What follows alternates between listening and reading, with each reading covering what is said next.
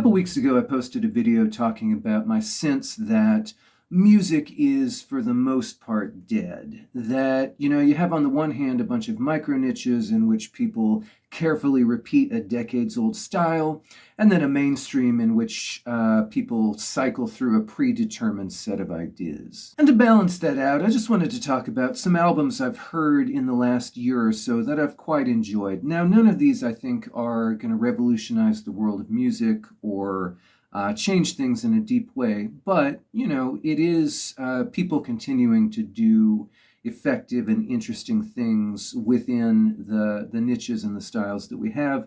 And I think it's heartening to hear good new work, even in spite of that kind of broader sense of stagnation that I talked about. And I'm focusing here on fairly unknown artists that I think could use the exposure. I've been listening, for instance, to the new Preoccupations record and enjoying that. I'm actually going to see them tonight as of this taping, which will be a few days ago by the time you watch this. But Preoccupations, that's a band that has a decent profile, probably no day jobs.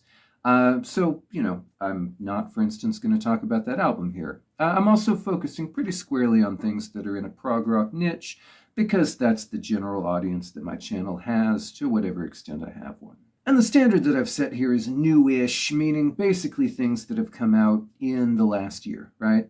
Not up to the minute fresh, but, by the geological standards of most of what gets talked about on this channel, still fairly new. Now, as a matter of coincidence, these all happen to be instrumental albums, which is kind of interesting because I have a reputation for being perhaps overly focused on lyrics in some of the discussions that I do in regards to older music. I think one effect of that is that I have a fairly high threshold where I'm relatively easily bothered by what I feel are cliche or uninspired lyrics, or, lyrics where somebody's just saying something because they have to, right?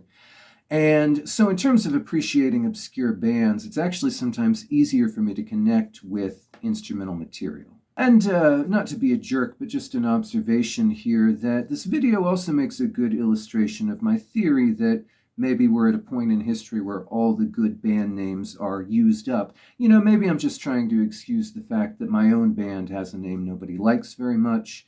But all of these bands I'm going to talk about are really excellent artists which use names that don't really capture the power of what they do, and at least in one case make them even a little bit hard to find with a Google search. As always, I'm Hans from the perhaps regrettably named Electric Graine, Electric Chateau. You can find us on Bandcamp, your favorite streaming service, or one of the album playlists right here on YouTube. So my first pick is The Chateau by Tenderton. This is a Norwegian band. It has just this one album on Bandcamp.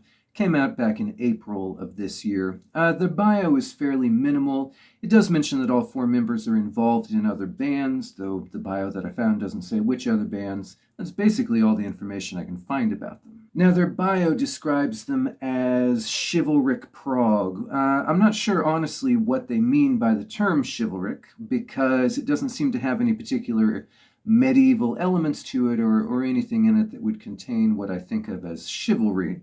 What it does have is a very jazzy looseness of arrangement combined with enough really good writing to make that improvised quality interesting.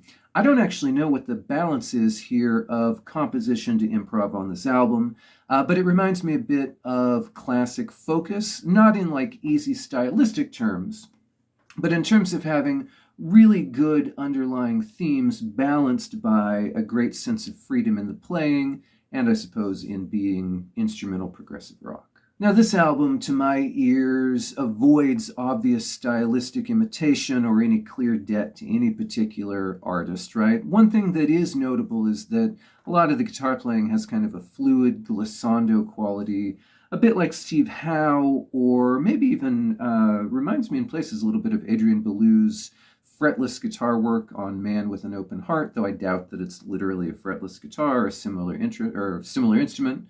But it does have some of that same kind of gliding, dreamy quality. Couple moments to give you a sense of what I mean. Check out this passage in their song Cat, where you have this complex tapped line in one speaker, very fluid melody in another, and they come together into this climactic theme.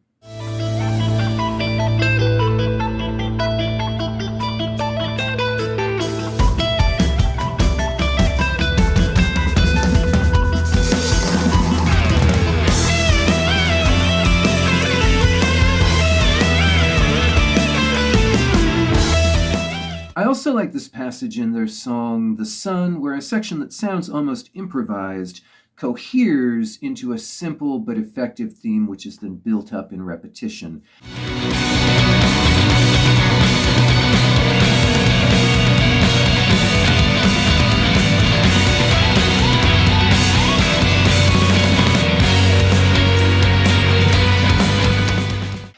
It feels almost like them discovering this theme rather than building to something pre-written.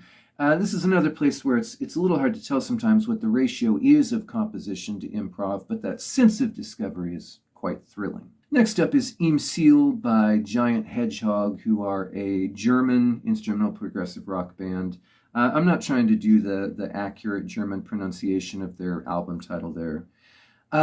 This was released back in January, so it's been around for a bit, but I'm still going to count it as recent-ish, and it's really been a grower on me in the fair amount of time that I've now spent with it. These guys have been around since about 2014, from what I can tell, and where the strength of that last album that I talked about was improvisation, this is music which feels very written, very carefully arranged. That's very much to its benefit.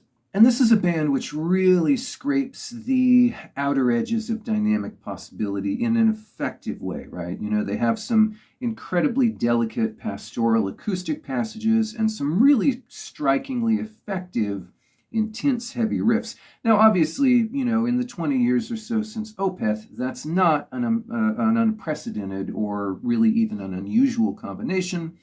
But a lot of artists who combine those two things are notably better at one or notably better at the other.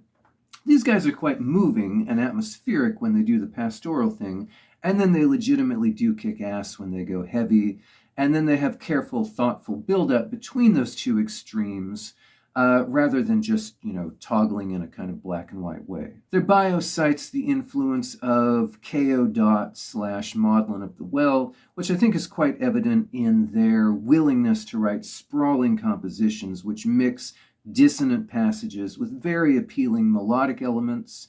Also the presence of saxophone, which they integrate about as well into a rock setting as anyone I've heard short of Van der Graaf Generator, which is another cited influence of theirs, in fact. They're especially good, I think, with thoughtful use of space and evocative pauses, right? I want to play the beginning of the title cut for you here.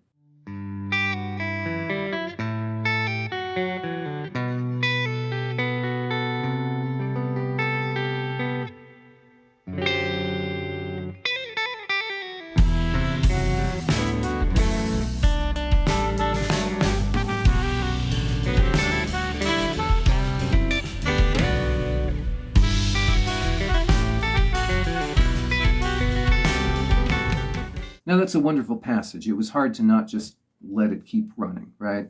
The way the whole composition feels like it's breathing, hesitating, feels very organic, but it's clearly very controlled and planned at the same time.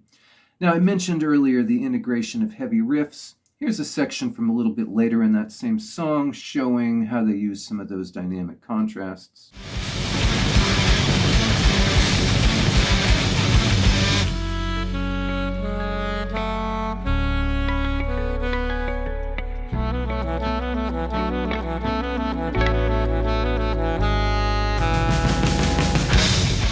And a little passage here from the song Luna's Bank, which is a lovely, relaxing pastoral piece. Reminds me a bit of something you might find on one of Ant Phillips's Private Parts and Pieces albums.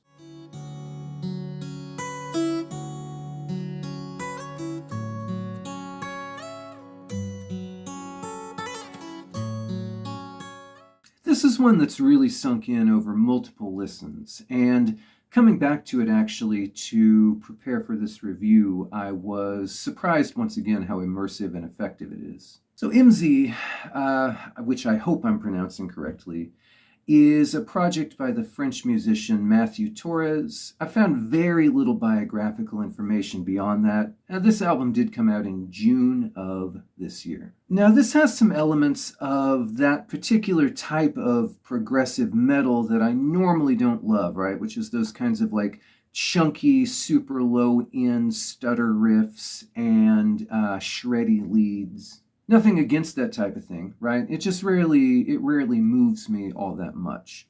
I like it here though. What makes it work in this case is how many other elements are mixed in with that particular stylistic device and how intelligently everything is used. There's some very enjoyable synth work in places. There's some use of programming, which reminds me a bit of how King Crimson used programmed elements on The Power to Believe. There's some very tasteful, clean leads. And there's kind of a restless quality to these songs where, a great number of ideas will come in, they'll stay enough time to make an impression, then they'll yield the stage to something else. So for instance, check out this passage from the song Derelicts.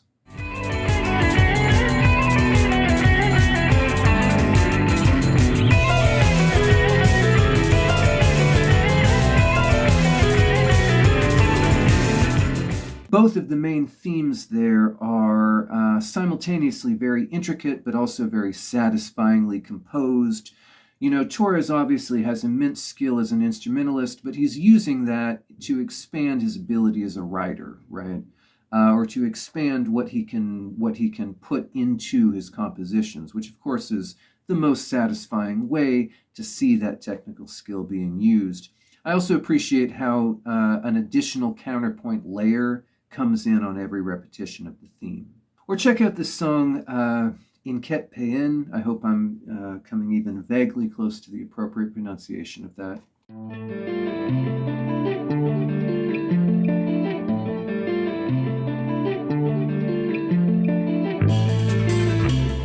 Some very appealing melodies played with really great instrumental facility.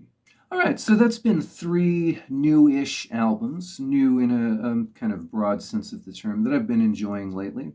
Thanks much for your attention. Remember to like and subscribe and all that shit.